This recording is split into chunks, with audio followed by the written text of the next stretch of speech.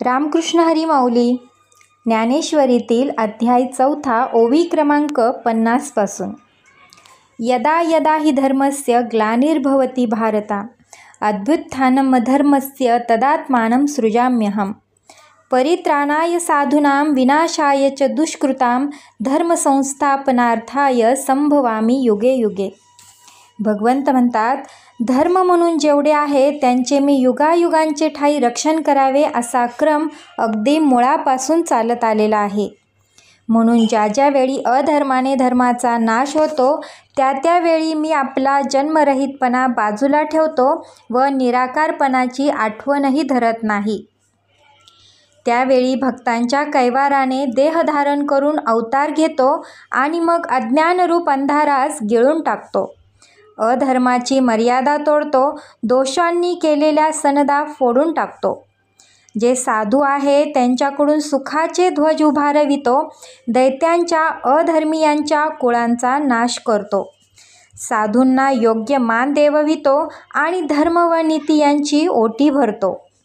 अविचाररूप काळजी काढून विचाररूप दिवा प्रज्वलित करतो. त्यावेळी योगी लोकांना निरंतर आनंदाची दिवाळी भासते. मग सत्सुखाने सर्व विश्व भरून जाते. जिकडे तिकडे लोक धर्माचे आचरण करतात आणि भक्तजन सत्वगुणाने परिपूर्ण होतात.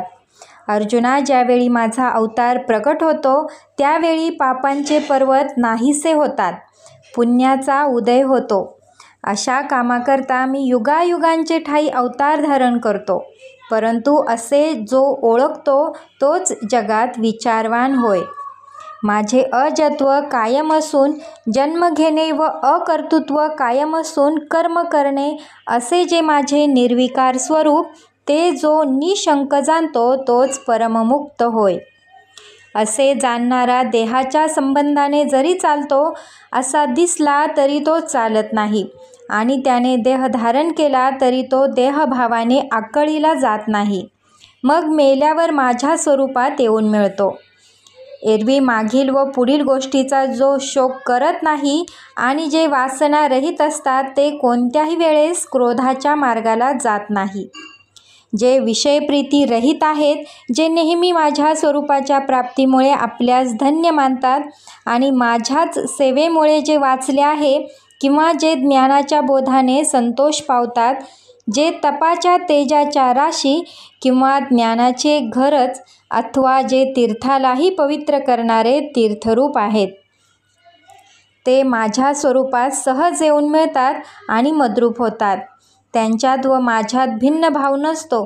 सांग की पितळेचा कळकटपणा व रंग अजिबात नाहीसा झाला तर मग सोने संपादन करावयास दुसरीकडे गेले पाहिजे काय? तेच सोने.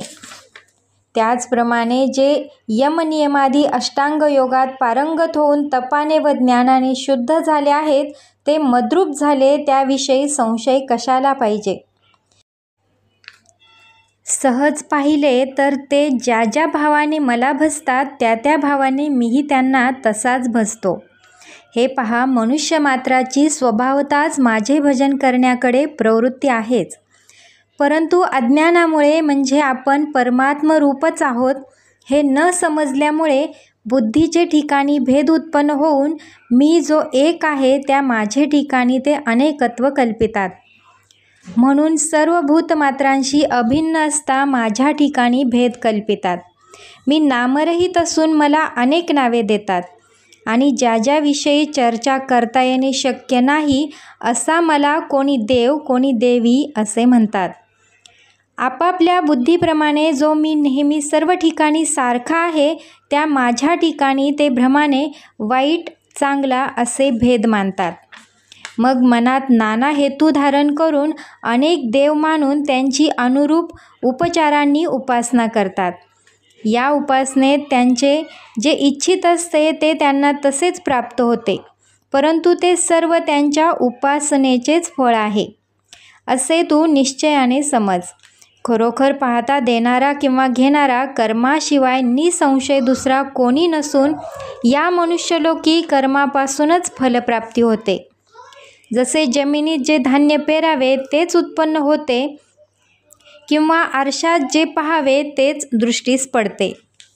किंवा अर्जुना, डोंगराच्या कड्याखाली ज्याप्रमाणे आपलाच शब्द प्रतिध्वनीच्या रूपाने उमटतो, त्याचप्रमाणे अर्जुना या सर्व उपासनांचा मीच साक्षीभूत आहे.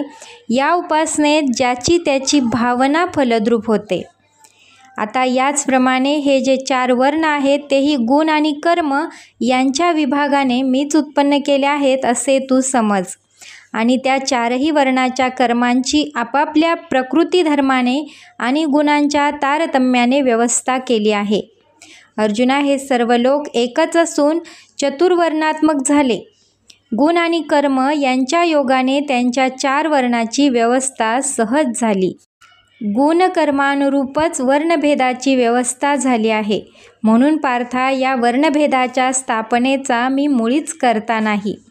हा वर्णभेद जरी माझ्यापासून झाला आहे, म्हणजे माझ्या सत्तेने झाला आहे, तरी तो मी केला नाही असे जो जाणतो तोच कर्मातीत झाला. अर्जुना, पूर्वीचे जे मुमुक्षु झाले त्यांनी अशा प्रकारेच मला जाणून सर्व कर्मे केली. परंतु ज्याप्रमाणे भाजलेले बी पेरले असता मुळीच उगवत नाही, त्याप्रमाणे त्यांची निष्काम कर्मे त्यांना मोक्षप्राप्तीस कारणीभूत झाली. आणि अर्जुना, त्यात आणखी एक गोष्ट अशी आहे की हे कर्म आहे की अकर्म आहे याचा विचार आपल्याच मताने ठरवणे बुद्धिमानांना सुद्धा कठीण आहे. कर्म म्हणतात ते कोणते व अकर्माचे लक्षण काय, हा विचार करता करता शहाणे देखील घोटाळ्यात पडले. जसे खोटे नाणे खऱ्यासारखे हुबेहूब दिसल्यामुळे आपली दृष्टीच आपल्याला संशयात घालते, तसे संकल्प मात्रे करून प्रतिसृष्टी निर्माण करण्याचे सामर्थ्य ज्यांना आहे, ते ज्याला भ्रमाने नैष्कर्मी असे समजतात, ते वास्तविक कर्म असून ते कर्माचे पाशात सापडतात. कर्माकर्म विचारामध्ये मोठमोठ्या सर्वज्ञांची त्रेधा उडते. मग मूर्खाची, अज्ञानांची गोष्ट कशाला पाहिजे. म्हणून तीच गोष्ट सांगतो, ते ऐक. ओवी क्रमांक 88.